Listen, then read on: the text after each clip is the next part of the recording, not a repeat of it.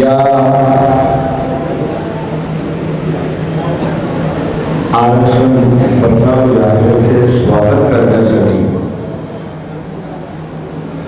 जे उपस्थित झाले त्यांची मी नावं या ठिकाणी वाचतो. पारधी समाजाचे असणारे अभय पवार या ठिकाणी उपस्थित आहेत. नाथजोगी समाजाचे असणारे एकनाथ शिंदे या ठिकाणी उपस्थित आहेत. आनंद कडोबा हे धोबी समाजाचे आहेत. प्रवीण खेरकर हे नाभिक समाजाचे आहेत. प्रशांत बोरबोडे त्याच्याच बरोबर केशव केने, श्रीकांत भुयार हे माळी समाजाचे या ठिकाणी उपस्थित आहेत. त्याच्याच बरोबर श्याम शिंदे, आझाद शिंदे हे लोहार समाजाचे या ठिकाणी उपस्थित आहेत. योगेश झिंडे आणि मयूर काकडे कुंभार समाजाचे उपस्थित आहेत. त्याच्याच बरोबर प्रमोद चापले, अरविंद येठे, सुनील गोटमारे हे तेली समाजाचे या ठिकाणी उपस्थित आहेत. त्याच्याच बरोबर राहुल कडू, पंकज मानकडे आणि जय किशनराव इंगळे हे कुणबी समाजाचे आहेत. सर्व पत्रकार आणि त्याचबरोबर व्यासपीठावरती उपस्थित पक्षाचे असणारे सगळेच पदाधिकारी त्यांनी आपल्यासमोर भाषण केलं. उपस्थित बंधूंनो, भगिनींनो, बालमित्रांनो, आपण स्वागत केलं सगळ्यांनी, त्याबद्दल मी आपल्या सगळ्यांचा असणारा मनपूर्वक आभारी आहे. या यात्रेच्या निमित्ताने नुसता जनजागृतीचा कार्यक्रम नाही, आपल्या येत्या विदर्भामध्ये अशी असणारी काही परिस्थिती नाही, परंतु काही जिल्ह्यांमधली परिस्थिती फारच बिघडली होती. एवढी बिघडली होती की एकमेकांची तोंड बघत नव्हती अशी परिस्थिती. मराठा समाज एका बाजूला आणि ओबीसी समूह एका बाजूला, दोघांच्या लग्नामध्ये जायचं नाही, दुकानामध्ये विकत घ्यायचं नाही, अशा रीतीची भाषा त्या ठिकाणी चालली. सामाजिक भांडण नाही आपलं, हे राजकीय भांडण आहे, आपण सर्व लक्षात घेतलं पाहिजे. आणि या राजकीय भांडणामध्ये आपली भूमिका काय ही आपण सर्व समजून घेऊ. मी असं म्हणेन की या यात्रेची फलस्फूर्ती काही असेल तर जी दंगल होणार होती, जे मन कलुषित होणार होती, ते दोन्ही थांबले हे आपण सर्व लक्षात. ही आमची असणारी फलस्फूर्ती आहे. ओबीसी समूह मराठा समाजाला मतदान देणार नाही आणि म्हटलं चांगली गोष्ट, काही वाईट नाही. किंवा मराठा समाज ओबीसीला मतदान देणार नाही हे सुद्धा झालेलं मत वाईट नाही, हे चांगलं आहे, मी असं म्हणतो. हे राजकीय मत आहे. हे कायमचं मत आहे का? तर नाही. हे मत राहणार कधी? मतदान होईपर्यंत मत राहील. मतदान एकदा झालं माणसं बदलतात. परंतु त्या दोन आमदारांच्या गाड्या जाळण्याचा जो प्रयत्न झाला, ज्या दोन आमदारांच्या गाड्या जाळण्याचा प्रयत्न झाला, त्यातून हे राजकीय भांडण सामाजिक भांडण परिवर्तित करण्याचा हेतू होता. हे राजकीय भांडण सामाजिक ह्याच्यात परिवर्तन करण्याचा हेतू होता. आणि सामाजिक परिवर्तन झालं की द्वेष पसरायला त्या ठिकाणी सुरुवात, द्वेष पसरायला सुरुवात होतो. आणि द्वेष पसरला की माणसांची मनं लवकर जुळत नाही अशी असणारी परिस्थिती.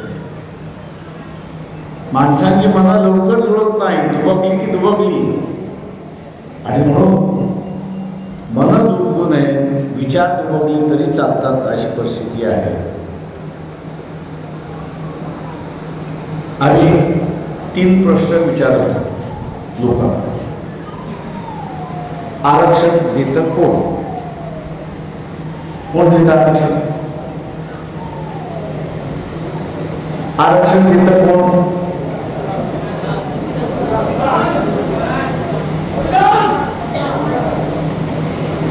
आरक्षण देतं कोण?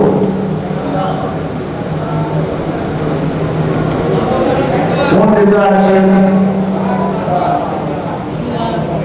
कोण देतं? सरकार. संविधानामध्ये तरतूद असते, ती तरतूद अंमलबजावणी सरकार करते, म्हणून सरकारने दिल्यानंतर ते कायदेशीर आहे, संविधानिक आहे की नाही हे तपासतं कोण? कोण तपासतं? आता कोण तपासतं हे बरोबर आहे. सामान्य माणसं काय करतात? सामान्य माणसं काय करतात? सामान्य माणसं काय करतात? आमदार निवडून आणतात, त्याच्याच बरोबर त्याच्या विचाराचं सरकार. त्याच्यावर मतदार काय करतो? तर मतदार त्याच्या विचाराचं सरकार. आणि मग आम्ही लोकांना विचारायचो की जर तुम्हाला आरक्षण घ्यायचा अधिकारच नाही तर कशाला डोके फोडताय? कशाला म्हणताय याच्या दुकानात जाणार नाही? कशाला म्हणताय आम्ही याच्या लग्नात जाणार नाही? कशाला म्हणताय याच्या पंक्तीत बसणार नाही? याच्या दुकानातून विकत घेणार नाही? कशाला म्हणताय? काय शब्दांना त्याच्यामध्ये काही. आणि म्हणून आरक्षणाची व्याप्ती ही अनेक लोकांच्या लक्षात आल्यामुळे ज्याला कुठल्या पक्षाला दंगलग्रस्त करायचं होतं त्यांचं थांबलं. काही पक्ष भूमिकाच घ्यायला तयार नाही. एनसीपी आणि काँग्रेस हे भूमिकाच घ्यायला तयार. आणि एनसीपी वाल्यांना विचारलं तुम्ही दोनदा एकनाथ शिंदेला भेटलात, ते एकनाथ शिंदेशी काय बोललात ते तर सांगा. जरांगे पाटील यांची ही मागणी आहे की मराठा समाजाला ओबीसी मधून आरक्षण द्यावं, याला तुमचा पाठिंबा आहे की तुमचा विरोध आहे हे एनसीपीने सांगावं, ते काँग्रेसने सांगावं. पण दोघंही गप्प आहे, बोलायला तयार नाही आहे. उद्धव ठाकरे बोलले तर उद्धव ठाकरे हे ओबीसीच्या बाजूने नाही हे आपण असं लक्षात. का त्यांनी ओबीसीना सल्ला काय दिला की तुम्ही नरेंद्र मोदीकडे जा, नरेंद्र मोदीकडून टक्केवारी वाढून आणा, आणि नरेंद्र मोदीकडून टक्केवारी आणून दिली की मग मराठ्यांना आपण त्याच्यामध्ये समावेश करू आणि आरक्षणाचा प्रश्न मिळेल. ओबीसी का नको की आमच्यामध्ये मराठा समाज नको, शासनाने त्यांचं असणारं वेगळं ताट करावं, शासनाने त्यांचं असणारं वेगळं ताट करावं. मराठा समाज आमच्यामध्ये नको. आणि उद्धव ठाकरे म्हणतात आहे की वाटून घ्या आणि ओबीसी मध्ये त्यांना टाका. आता हे ओबीसीला मान्य आहे का? नाही, नुसतं म्हणून चालणार नाही. एक लक्षात घ्या की ओबीसीच्या आरक्षणाला प्रचंड मोठा चॅलेंज उभं राहिलेला आहे, हे लक्षात घ्या. प्रचंड मोठा चॅलेंज उभं राहिलेला आहे. शरद पवार मध्यंतरी काय म्हणाले? काय म्हणाले? काय म्हणाले? काय म्हणाले? कोणाचे ऐका.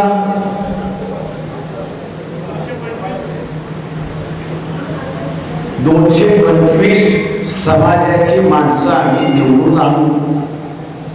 जरांगे पाटील आणि शरद पवार एकच आहे, आपण लक्षात घ्या. जरांगे पाटील आणि शरद पवार एकच आहे, दोन नाही. ते वेगळे लढले तर वेगळे आहेत असं मी मानेन. जरांगे पाटील वेगळे लढले नाही तर शरद पवारांचे आहेत हे आपण लक्षात घ्या.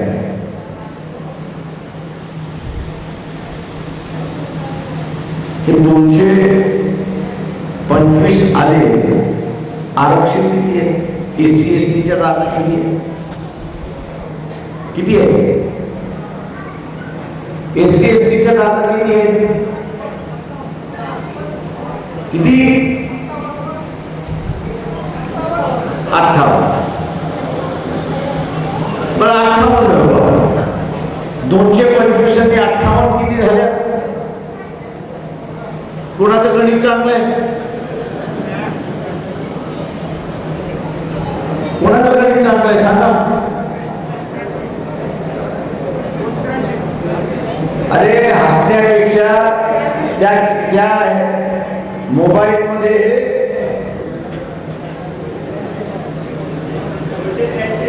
कॅल्क्युलेटर आहे ते उघड आणि बघ किती होतात ते. 283. आणि विधानसभेच्या जागा किती आहेत? ओबीसीला किती शिल्लक राहिल्या?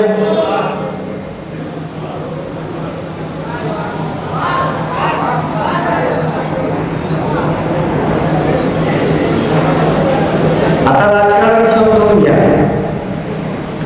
इलेक्शनच्या अगोदर ओबीसीच्या आरक्षणाला धोका नाही.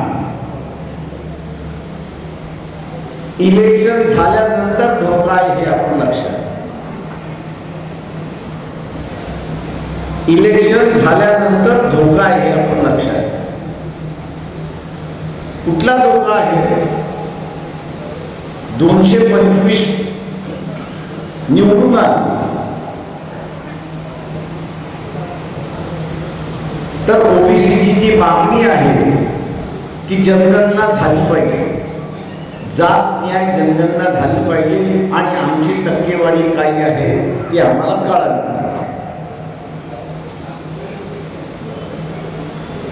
ते म्हणतात मंजूर. ठराव होतो की जात गणना करण्याच्या परवानगी देण्यात आली, ठराव करण्यात आला आणि ओबीसीची टक्केवारी किती आहे ती ठरवण्यात आली. त्याच्याच बरोबर दुसरा ठराव होतो की जोपर्यंत खऱ्या अर्थाने ओबीसीची टक्केवारी कळत नाही तोपर्यंत ओबीसीच्या आरक्षणाला स्थगिती देण्यात आलेली आहे. याच्या अगोदर ओबीसीच्या आरक्षणाला स्थगिती देण्यात आलेली आहे का? आली आहे? आली आहे का? नाही.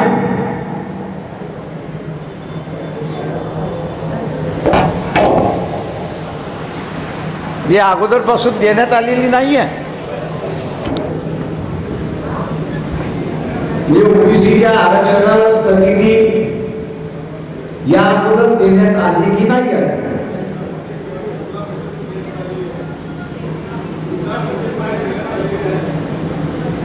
जिल्हा परिषद, पंचायत समिती, नगरपालिका, महानगरपालिका, ग्रामपंचायत या ठिकाणी स्थगिती देण्यात आलेली आहे आणि ती सुद्धा याच मुद्द्यावर देण्यात आलेली आहे की त्या ठिकाणी ओबीसीची संख्या किती आहे ही माहीत नाही आहे आणि हा निर्णय कोर्टाने दिलेला आहे. आपण लक्षात, हा निर्णय कोर्टाने दिलेला आहे.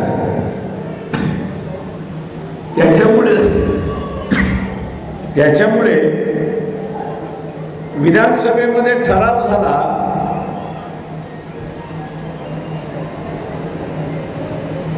उद्या नवीन विधानसभा गठीत झाली आणि ठराव झाला तर ओबीसीच्या आरक्षणाला खुंटीवर टाकणं म्हणून हे लक्षात घ्या.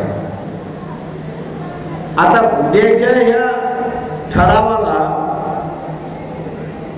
मंजुरात होऊ द्यायची नाही तर ओबीसीची काय जबाबदारी? तर ओबीसीची जबाबदारी काय आहे?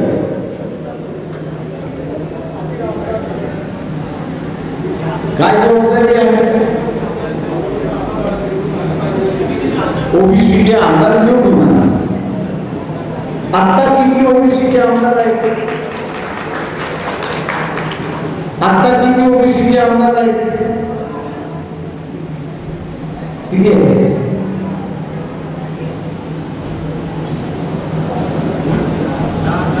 किती?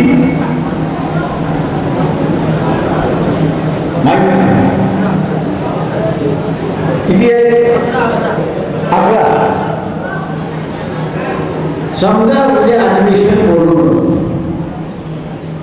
आणि जनगणनेचा ठराव मंजूर करायचा आणि त्याच्याबरोबर स्थगन प्रस्ताव करायचं. हे 11 जण तो आरक्षण थांबवा हा ठराव थांबवू शकतात का? नाही.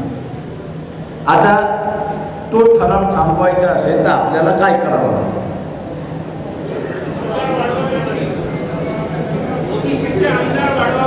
किती वाढवावे लागतील? किती वाढवावे लागतील?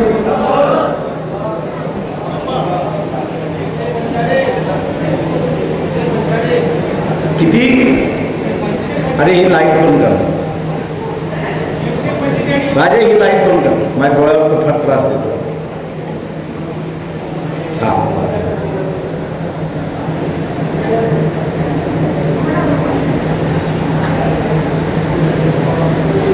ठराव मंजूर न व्हावा म्हणून आपल्याकडे आमदार किती लागतील? किती? 145. आपण ठरवले आता की 100 आमदार ओबीसीचे आणायचे. उरलेले आपण कुठून आणणार?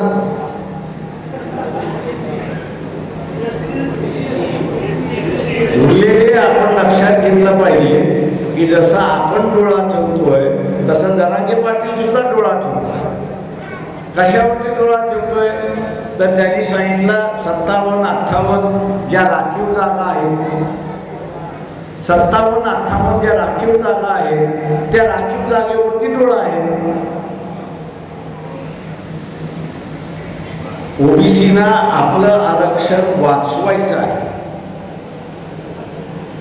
ओबीसीना आपलं आरक्षण वाचवायचं आहे तर पहिल्यांदा आपण लक्षात घेतलं पाहिजे की ह्या ज्या 57 जागा आहेत SC STच्या आरक्षित जागा ज्या आहेत या आरक्षित जागा ओबीसीच्या मतावरती निवडून आल्या पाहिजेत. हे आपण लक्षात कुणाच्या मतावरती निवडून आल्या पाहिजे? उद्या समजा या 57 जागा मराठा समाजाच्या मतावरती निवडून आल्या, ते कोणाबरोबर असतील? कोणाबरोबर असतील? तेव्हा आपल्याला आपलं आरक्षण वाचवायचं आहे आणि आपल्याला आपलं आरक्षण वाचवायचं आहे म्हणून आपल्याला असणारं 145चा आकडा गाठायचा आहे. तो 145चा आकडा आपल्याला गाठायचा असेल तर आपण लक्षात घेतलं पाहिजे की या ज्या 57 आरक्षणाच्या जागा आहेत या 57 आरक्षणाच्या जागा ओबीसीने झाडून पुसून मतदान केलं पाहिजे. यावेळेस मतदान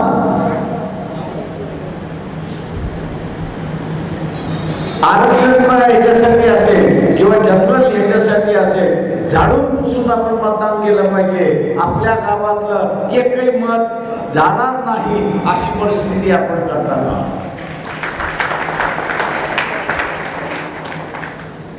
कारण आरक्षणासाठी आम्ही लढलो. त्या काळ 90 काळचा असताना जो ओबीसी होता तो आडवाणीच्या रथयात्रेबरोबर होता. आम्ही त्यांना म्हणालो अरे बाबा पहिल्यांदा पत्रात पडले ते आपण वाचून घेऊ. मस्जिद पाडायची ती कधी पाडू शकतो आपण, त्याला घेणं देणं काय आहे. आज पडली काय आणि उद्या पाडली काय फरक काय पडतो? तेव्हा तुम्हाला म्हणून नाही प्रकाश आत्ताच पाडली पाहिजे. म्हटलं याच्या अंगात आता मर्याई आली. ती म्हटलं होतं माझ्याकडे उतारा नाही की त्याची मर्याई मी काढू शकतो. आणि म्हणून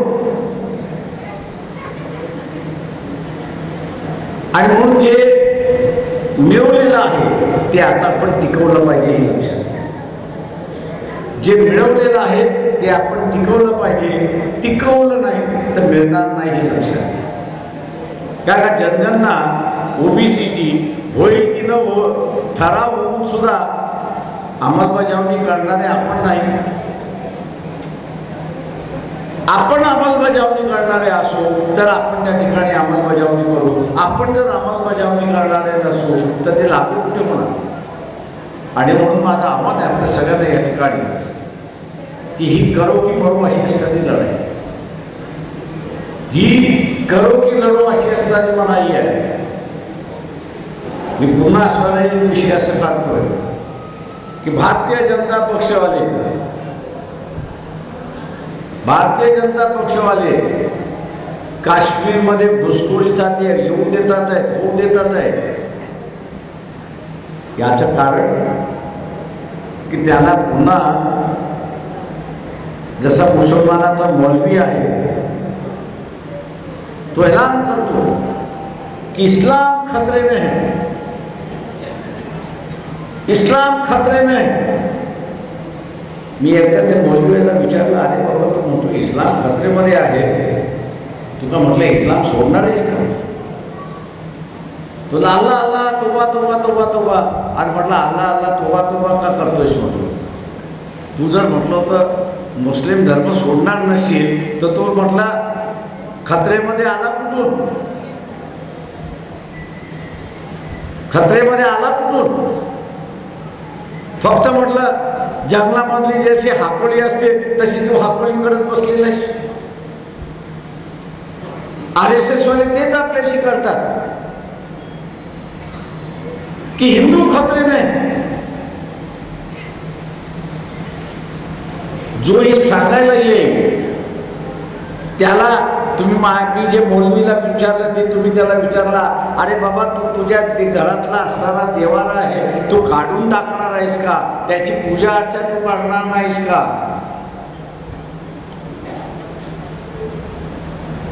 तू घरातला देवारा काढणार नाही, पूजा अर्चा थांबवणार नाही, मग खतरा आला कुठून?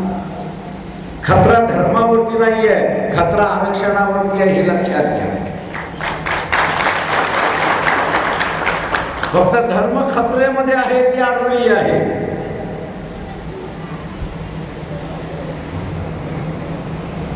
ओबीसीच्या बाजूने मग इथं बजरंग दल का उभं राहिलं?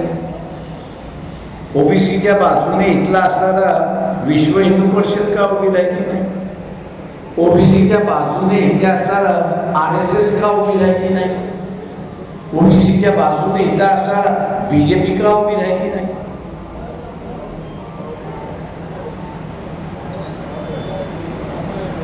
ओबीसी सुद्धा हिंदूच आहे, पण त्याच्या बाजूने का नाही?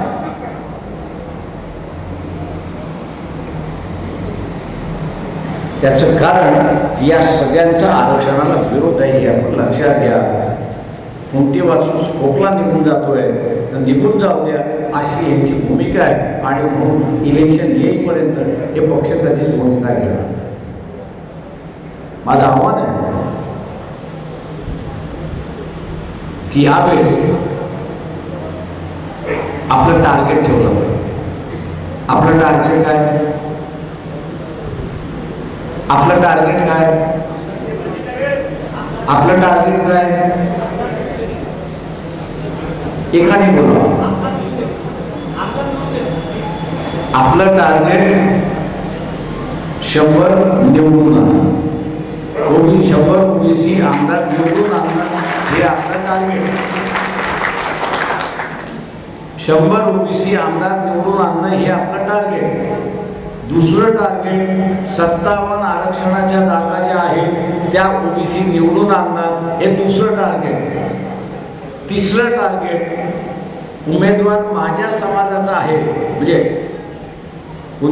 तिथे असणारा माळी म्हणेल अरे धनगर उभा राहिला आता मी कशाला मतदान करू? अजिबात नाही, अजिबात नाही. धनगरांची फार मोठी परिषद झाली. अटल बिहारी वाजपेयी पंतप्रधान असताना पंढरपूरला 5 लाखाच्या वरती जमले होते धनगर समाज. अनेक कार्यकर्ते त्याच्यातले म्हणत होते बघा शिव आम्हाला 2 जागा मिळाल्याच म्हणून समजा. म्हटलं दुधात साखर. 2 महिन्यानंतर लोकसभेच्या निवडणुका होत्या. भारतीय जनता पक्षाची यादी आली, त्याच्यामध्ये एकही धनगर समाजाला उमेदवार नाही. जे 5 लाख जमूनही त्याला असणारी उमेदवारी मिळाली नाही. तर तेच कार्यकर्ते मला विचार काय झालं का मला एकही उमेदवारी मिळाली नाही. म्हटलं भारतीय जनता पक्षवाल्याला विचार. त्याच्यातला एक प्रामाणिक कार्यकर्ता होता, त्यांनी उत्तर द्यायला दिलं अरे बाबा तुम्ही ताकद महाराष्ट्राची दाखव, तुम्ही थोडी मतदारसंघाची दाखव. कुठल्या मतदारसंघामध्ये तुम्ही 40 आहात, कुठल्या मतदारसंघामध्ये 10 जागा. त्याच्यावर तुम्ही आमचं काही वाकडं करू शकतो.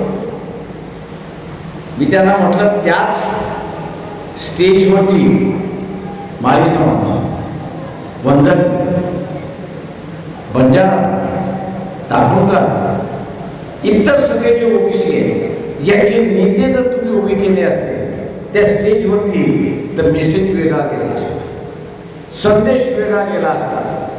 संदेश काय गेला असता की धनगर समाजाने पुढाकार घेतला आणि ओबीसीची मूठ बांधली. धनगर समाजाने पुढाकार घेतला आणि ओबीसीची मूठ बांधली हा संदेश गेला असता. तुम्ही फक्त 10-15 हजार नसता तर एकेका मतदारसंघामध्ये लाख लाख मतदार तुम्ही दिसला असता. ते कोणाला नाव येणार नाही. लाख मतदान तुम्ही दिसला असतात आणि कोणाला डावलता येणार नाही. आपल्याला सुद्धा 7 तारखेला या आरक्षण यात्रेचं आपण सभेत रूपांतर करतोय.